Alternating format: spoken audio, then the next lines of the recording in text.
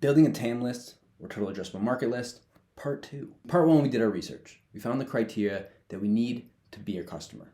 Now, we need to find all the companies that match that criteria. To do that, we're going to use a data provider, and there's a lot of options. I've used over 9 so far, and they're all pretty similar. The big differences are the specific use cases.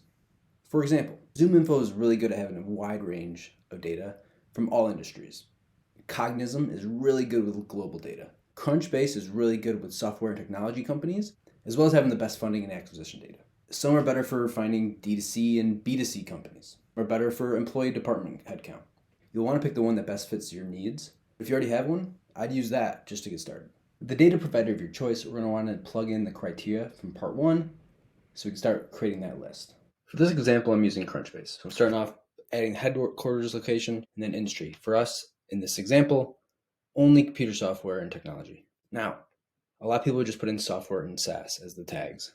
Depending on the data provider you're using, there's going to be a lot of other tags you can look at. So for example, in this, data integration, CRM, green tech, the list goes on and on. So you want to make sure you're not missing out on all the companies that you can work with by just limiting it to the 2 tags that typically most people would do.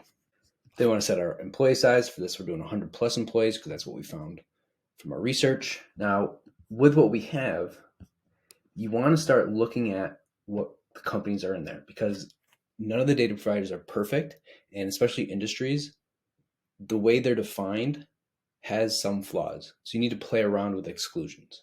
An example of why you need to look for exclusions is Welsh Development Agency. They're listed under a lot of different industries, including GovTech. Now, there are some companies in GovTech we would want to work with, but in the description, you'll see it says, Welsh Development Agency is a company that offers health and social services. If I go to their website, you can clearly see it's a government website and not the company I would want to work with.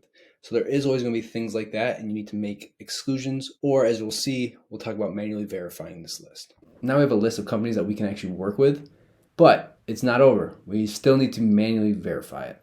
Now, when I say that, it's nothing crazy. You basically just need to have humans, people, actually go in and look at each website. Just click on the website and make sure it fits within the criteria. You also want to make sure that the company domain is not being routed to the parent company, so they're required. Or a lot of times you'll find that some of the domains are for sale, meaning they're no longer in business. So you do need to do the manual verification process. Use interns, you can outsource it. You just need to make sure that every company in that list is actually manually verified. For example, when we did this, we had about 20,000 accounts in that list. When we manually verified it, we were down to 6,500. You do need to do this or you're gonna waste a lot of money and time.